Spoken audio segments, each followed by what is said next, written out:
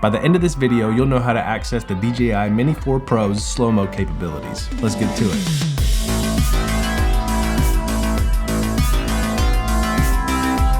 Alright, we're going to navigate how to access the slow-mo function on the Mini 4 Pro. As you can see, I'm already in video mode here, and if I click the resolution toggle menu, I've got 4K options from 24 frames per second all the way up to 60 frames per second, but that's as high as it goes. On 1080, same thing. 24 frames a second all the way up to 60, but it stops there. How do we get higher than 60 frames a second? Well, it's easier than you think. I feel a little embarrassed because it took me a minute to catch it too, so you may be in the same boat as me. First, I tried going to the top right into the menu, going to the camera function, seeing if maybe it was a coding format issue, if I swapped it to H.264, if that would change it. It does not, and there are seemingly no other options that would indicate that you could get a higher frames per second. I also thought that maybe the SD card that I was using wasn't a fast enough write speed to allow for higher frames per second shooting. That's actually not the case either. I'm sure it can be, but it's not in this case. All we have to do is click right above the record button where we normally toggle in between photo and video,